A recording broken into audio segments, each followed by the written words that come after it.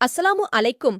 நம்ம இன்னைக்கு பார்க்கக்கூடிய வீடியோ ஆனது நோயினால் பாதிக்கப்பட்டவருக்கு இந்த சூரா மூலமாக ஓதி பார்க்கலாம் என்று நபி ஸல்லல்லாஹு அலைஹி வஸலாம் கூறிய சூரா பற்றிதா பார்க்க போறோம்.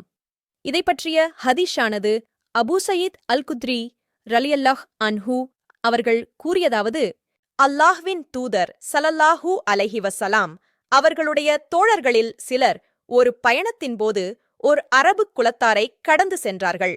அவர்கள் அக்குலத்தாரிடம் விருந்தளிக்குமாறு கோரியும் அவர்கள் விருந்தளிக்க முன் வரவில்லை. இந்நிலையில் அக்குலத்தாரின் தலைவனுக்கு தேள் கொட்டிவிட்டது. அப்பொழுது அவர்கள் நபித்தோழர்களிடம், உங்களிடையே ஓதிப் பார்ப்பவர் எவரும் இருக்கிறாரா?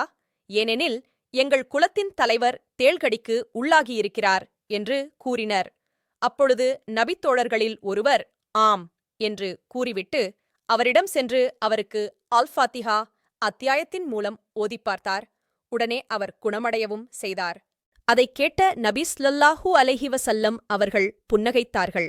மேலும், அது அந்த அத்தியாயம் ஓதிப் பார்க்கத் தகுந்தது என்பது உமக்கு எப்படித் தெரியும் என்று கேட்டுவிட்டு, அந்த சூரா குர்ஆனின் அன்னை என்று கூறினார்கள். இந்த ஹதீஸில் வரும்படி யாரொருவர் நோய்வாய்ப்பட்டாலோ அல்லது குழந்தைகளுக்கோ சூரா அல் ஃபாத்திஹா மூலமாக ஓதி பார்க்கலாம். இந்த ஹதீஸில் நபி ஸல்லல்லாஹு அலைஹி வஸலாம் அவர்கள் நமக்கு சூரா அல் ஃபாத்திஹாவின் அருமையை அறிவுறுத்தியிருக்கிறார். மேலும் இது போன்ற ஹதீஸ்களை பார்க்க நம்ம சேனலை சப்ஸ்கிரைப் செய்து இந்த வீடியோவிற்கு லைக் பண்ணுங்க.